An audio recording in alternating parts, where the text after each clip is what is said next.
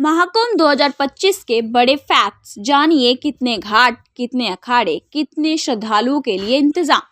भारत की सनातन संस्कृति, अध्यात्म और आस्था का प्रतीक महाकुंभ मेला आज से संगम नगरी प्रयागराज में शुरू हो गया है। पौषम पूर्णिमा का आज अमृत स्नान है। सुबह से ही श्रद्धालु गंगा, यमुना और सरस्वती नदी के संगम में डुबकी लगा रहे हैं। बताया जा रहा है कि आज करीब 1 करोड़ श्रद्धालु गंगा में डुबकी लगाएंगे। वहीं मकर संक्रांति के दिन पहला शाही स्नान होगा। महाकुंभ को दुनिया का सबसे बड़ा मेला माना जाता है, जिसमें देश और विदेश के विभिन्न हिस्सों से साधु संतों समेत 45 करोड़ श्रद्धालुओं के आने का अनुमान है। महाकुंभ में आए सभी अखाड़े आज से संगम तट पर कल्पवास करेंगे। नियमानुसार सबसे पहला जूना अखाड़ा शाही स्नान करेगा। इसके बाद एक एक करके सभी अखाड़े त्रिवेणी संगम में आस्था की डुबकी लगाएंगे। प्रशासन ने महाकुंभ मेले के सुचारू संचालन के लिए विस्तृत व्यवस्था की है और मेले के क्षेत्र के साथ साथ प्रयागराज शहर और आसपास के स्थानों पर अभूतपूर्व सुरक्षा व्यवस्था की गई है। आइए महाकुंभ 2025 से जुड़े 25 फैक्ट्स पर डालते हैं एक नजर। महाकुंभ मेला हर 12 साल में एक बार होता है। महाकुंभ में दुनिया भर के संत, साधु व भक्त आस्था की डुबकी लगाते हैं। इस धार्मिक आयोजन में शाही स्नान का विशेष महत्व है, जिसे अमृत स्नान भी कहा जाता है। ऐसा माना जाता है कि शाही स्नान के दौरान पवित्र नदियों में डुबकी लगाने से पापों का प्रायश्चित होता है और पुण्य की प्राप्ति होती है। अमृत स्नान लोगों को आध्यात्मिक के करीब लाता है। प्रयागराज का महाकुंभ मेला 4000 हेक्टेयर भूमि पर फैला हुआ है और इसे 25 सेक्टरों में बांटा गया है। उत्तर प्रदेश शासन ने महाकुंभ मेला परिक्षेत्र को राज्य का 76वां जिला घोषित किया है। इस साल का महाकुंभ बेहद शुभ माना जा रहा है, क्योंकि ज्योतिषों के मुताबिक 144 साल बाद ग्रहों का दुर्लभ संयोग बन रहा है। इस दिन सूर्य, चंद्रमा, शनि और बृहस्पति ग्रहों की शुभ स्थिति बन रही है। बताया जा रहा है कि ऐसा दुर्लभ खगोलीय संयोग समुद्र मंथन के दौरान बना था। महाकुंभ के लिए प्रशासन ने संगम तट पर कुल 41 घाट तैयार किए हैं। इनमें 10 पक्के घाट हैं, जबकि बाकी 31 घाट अस्थायी हैं। संगम घाट प्रयागराज का सबसे प्रमुख और महत्वपूर्ण घाट है। यहाँ गंगा, यमुना और सरस्वती 3 पवित्र नदियों का संगम होता है, इसलिए इसे त्रिवेणी घाट के नाम से भी जाना जाता है। महाकुंभ में अखाड़े आकर्षण का प्रमुख केंद्र होता है। अखाड़ों की शुरुआत आदि शंकराचार्य ने की थी। कहा जाता है कि उन्होंने सनातन की रक्षा के लिए शस्त्र विधा में निपुण साधुओं के संगठन बनाए थे। अभी कुल 13 अखाड़े हैं, जिन्हें 3 श्रेणियों शैव, वैष्णव और उदासीन में बांटा गया है। शैव संप्रदाय के कुल 7 अखाड़े हैं। इनके अनुयायी भगवान शिव की पूजा करते हैं। वैष्णव संप्रदाय के 3 अखाड़े हैं। इनके अनुयायी भगवान विष्णु और उनके अवतारों की पूजा करते हैं। उदासीन संप्रदाय के 3 अखाड़े हैं। इनके अनुयायी ओम की पूजा करते हैं। ओम अनंत शक्ति का प्रतीक है। इस बार महाकुंभ में करीब 45 करोड़ श्रद्धालुओं के आने की उम्मीद है। न सिर्फ पूरे देश बल्कि दुनिया भर में आने वाले श्रद्धालुओं संगम में डुबकी लगाएंगे। महाकुंभ मेले में साधु संतों, नागा बाबों के अलग अलग रंग और रूप देखने को मिल रहे हैं। कोई पेशवाई में अपने अनूठे कर्तव्य से अभिभूत कर रहा है, तो कोई अपने अनूठे संकल्पों, प्रणों और हठ योग के कारण चर्चा में है। महाकुंभ 2025 में पहला शाही स्नान मकर संक्रांति के अवसर पर होगा। इस दिन अनुमानित 7 करोड़ श्रद्धालुओं के त्रिवेणी संगम में पवित्र डुबकी लगाने की उम्मीद है।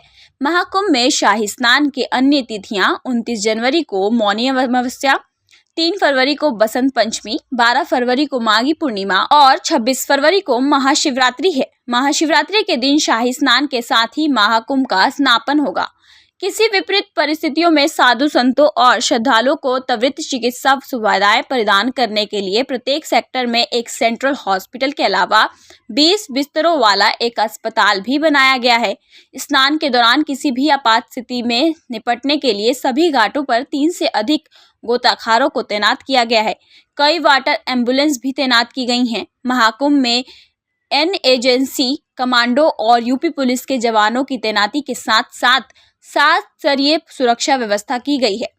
महाकुंभ मेले में भीड़ के प्रभावी प्रबंधन और निगरानी के लिए AI संचालित कैमरे, ड्रोन और एंटी ड्रोन सिस्टम लगाए गए हैं। महाकुंभ में संदिग्ध लोगों पर नजर रखने के लिए स्पाटरों के अलावा सिविल पुलिस के 15,000 जवानों को तैनात किया गया है। मेला क्षेत्र के एंट्री पॉइंट्स की निगरानी और नियंत्रण के लिए 7 प्रमुख मार्गों पर 102 चौकियां स्थापित की गई हैं। संगम और उसके आसपास के जलमार्गों की सुरक्षा सुनिश्चित करने और निगरानी के लिए 113 ड्रोन तैनात किए गए हैं।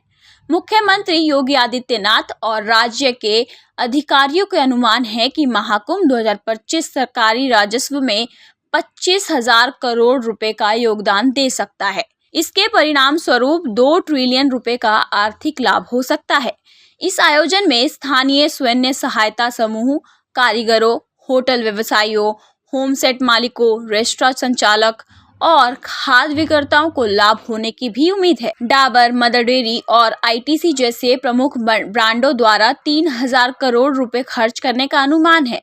उत्तर प्रदेश सरकार के एक मंत्री ने कहा कि तीर्थ यात्रियों को उनके स्थान की पहचान करने और बिजली के मुद्दों से संबंधित शिकायतें दर्ज कराने में सहायता के लिए 25 सेक्टरों में फैले महाकुंभ मेला क्षेत्र में बिजली के खंभों पर 50,000 से अधिक QR कोड लगाए गए हैं।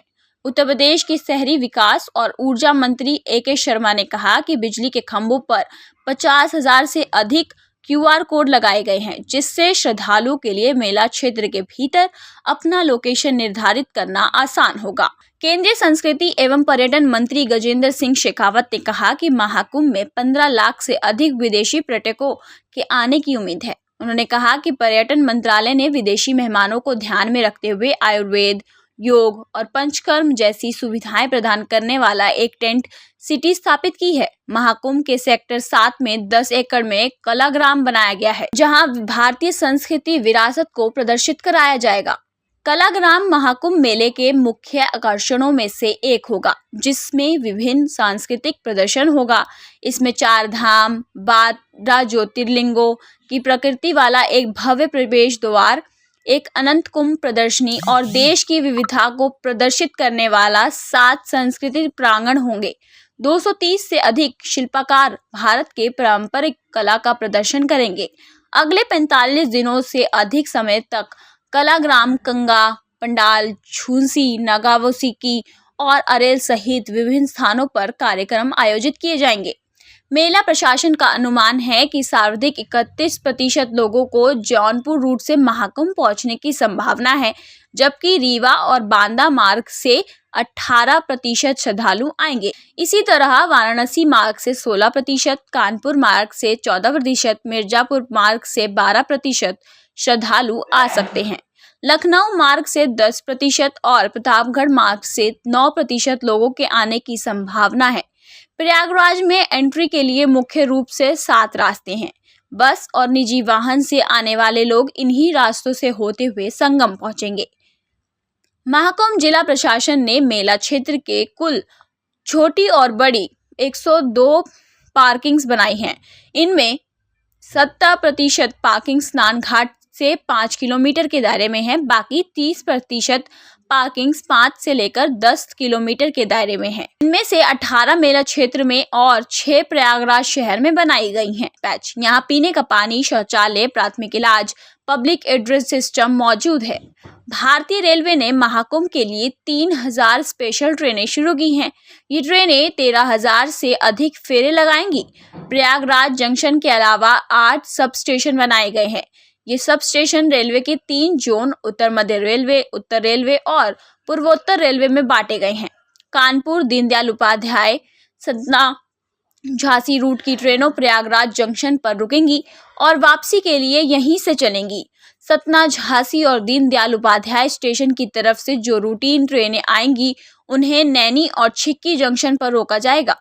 प्रमुख स्नान दिवसों के लिए महाकुंभ आने वाली स्पेशल ट्रेनों को भी नैनी और छिक्की जंक्शन पर ही रोका जाएगा। लखनऊ, अयोध्या और जौनपुर की तरफ से आने वाली ट्रेनों को फमाऊ स्टेशन, प्रयाग स्टेशन व प्रयाग संगम स्टेशन पर रोका जाएगा।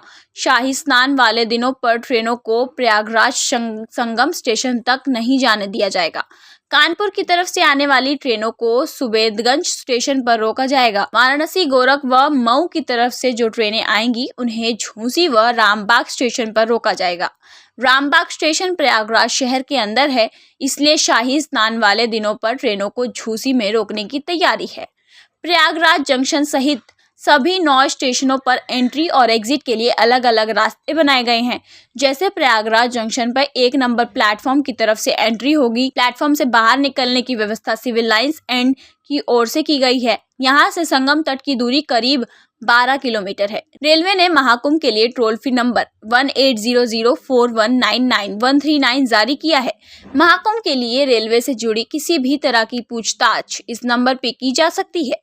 प्रयागराज से दिल्ली, मुंबई, बेंगलुरु, लखनऊ, इंदौर, अहमदाबाद, कोलकाता, जयपुर, भुवनेश्वर, गुवाहाटी, हैदराबाद, भोपाल, चेन्नई, पुणे, गोवा, नागपुर, जम्मू, पटना, गोवा, अयोध्या, रायपुर, देहरादून, जबलपुर, चंडीगढ़, बिलासपुर के लिए फ्लाइट रहेंगी।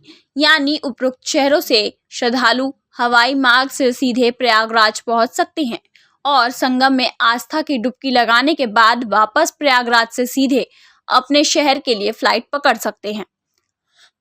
महाकुंभ में आने वाले श्रद्धालुओं के लिए मेला प्रशासन की तरफ से ठहरने की व्यापक व्यवस्था की गई है। मेला क्षेत्र में 10 लाख लोगों के रुकने की व्यवस्था की गई है।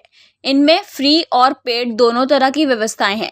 जैसे आप लग्जरी व्यवस्था चाहते हैं तो संगम के ही किनारे ही डोम सिटी में रुक सकते हैं। इसका किराया प्रतिदिन का 80,000 रुपये से लेकर 1.5 लाख रुपए तक है। इसके आसपास 2000 कैंप की टेंट सिटी बनाई गई है। यहाँ ठहरने के लिए आपको 3,000 से लेकर 30,000 रुपए तक देने होंगे। इसके लिए भी बुकिंग पहले से ही करनी होगी। प्रयागराज शहर में 42 लग्जरी होटल हैं। सभी की अपनी वेबसाइट है जिसके जरिए आप उनके बारे में जान सकते हैं और बुकिंग भी कर सकते हैं। इसके अलावा मेला क्षेत्र में 100 आश्रय स्थल हैं और हर आश्रय स्थल में 250 बेड हैं। 10,000 से अधिक स्वयंसेवी संस्थाओं ने श्रद्धालुओं के लिए ठहरने और भोजन की व्यवस्था की है। अगर आप ट्रेन के जरिए आते हैं और प्रयागराज जंक्शन पर उतरते हैं तो स्टेशन के आसपास 50 होटल हैं जहां ठहर सकते हैं। इसके अलावा स्टेशन के बाहर प्रयागराज नगर निगम ने रैन बसेरे बनाए हैं। उसमें ठंड से बचाव की सारी व्यवस्था बनाई गई है। संगम के आसपास कुल 3,000 बेड के रैन बसेरे बनाए गए हैं। महाकुंभ जिले में कुल 204 गेस्ट हाउस, 90 धर्मशालाएं हैं। सभी में ठहरने की व्यवस्था है। संगम के आसपास के इलाके में घरों को पीजी हाउस में बदला गया है। पर्यटन विभाग ने उन्हें लाइसेंस और ट्रेनिंग दी है। आप यहाँ ठहर सकते हैं। महाकुंभ मेले में घूमने के लिए श्रद्धालु मैप का सहारा ले सकते हैं। इस बार गूगल मैप ने मेले के लिए अलग ही व्यवस्था की है। मेला क्षेत्र के लिए सभी पुलों, आश्रमों, अखाड़ों, सड़कों तक सब कुछ दिखाया गया है। गूगल प्ले स्टोर पर महाकुंभ का 2025 का ऑफिशियल ऐप महाकुंभ मेला 2025 के नाम से उपलब्ध है। इस ऐप में महाकुंभ से जुड़ी सारी जानकारियां तो है ही, साथ ही मेले का पूरा मैप भी है। इसमें घाटों एवं मंदिरों की लोकेशन के साथ शहर के जो प्रमुख स्थल हैं उनकी भी जानकारी मौजूद है। इसके अलावा इसमें सभी मार्गों के साइन बोर्ड और डिजिटल का नेविगेशन का इंतजाम किया गया है। महाकुंभ में आने वाले श्रद्धालु और पर्यटक त्रिवेणी संगम में स्नान और मेला घूमने के बाद प्रयागराज के अन्य पर्यटन और धार्मिक स्थलों पर भी जा सकते हैं। इनमें लेटे हनुमान जी का मंदिर, अक्षयवट, पातलापुरी मंदिर, मनकामेश्वर मंदिर, नागावसुकी मंदिर, शंकर विनामंडपम महाकुंभ मेला क्षेत्र के अंतर्गत ही आते हैं। इसके अलावा शहर में आप चंद्रशेखर आजाद पार्क, स्वर्णराज भवन, कुशोरा बाग, निशाद पार्क इत्यादि जगहों पर जा सकते हैं। प्रयागराज महाकुंभ में आने वाले श्रद्धालुओं के लिए वैसे तो मेला क्षेत्र में ही खाने पीने का तमाम चीजें हैं और विकल्प उपलब्ध होंगे, लेकिन अगर आप प्रयागराज जा ही रहे हैं तो वहां की कचौड़ी, सब्जी, दही, जलेबी, समोसे, रसगुल्ला का जरूर लुत्फ उठाएं। शहर के कटरा इलाके में स्थित 168 साल पुरानी दुकान नेतराम कचौड़ी के यहाँ कचौड़ी और सब्जी शानदार मिलती है। 100 साल पुरानी दुकान हरी एंड सन्स के यहाँ स्नैक्स खा सकते हैं। सिविल लाइन स्थित कॉफी हाउस में शानदार फिल्टर कॉफी का स्वाद ले सकते हैं। मेडिकल चौराहों जयसवाल डोसा के यहाँ साउथ इंडियन भोजन आपको मिलेगा। अगर किसी श्रद्धालु को पूरे महाकुंभ मेले का एरियल व्यू देखना है तो सिर्फ 1296 रुपये का भुगतान करके हेलीकॉप्टर की सवारी कर सकता है। पहले यहाँ किराया 3000 रुपये था, लेकिन सरकार ने इसे कम कर दिया है। उत्तर प्रदेश के पर्यटन और संस्कृति मंत्री जो है वीर सिंह ने बताया कि 8 मिनट की हेलीकॉप्टर राइड होगी। इस दौरान श्रद्धालुओं को आसान से भव्य और दिव्य महाकुंभ मेला क्षेत्र का एक अद्वितीय नज़ारा देखने को मिलेगा। अगर किसी भी व्यक्ति को टिकट बुक करना है तो वह www.upstdc.co.in के माध्यम से ऑनलाइन टिकट बुक कर सकता है।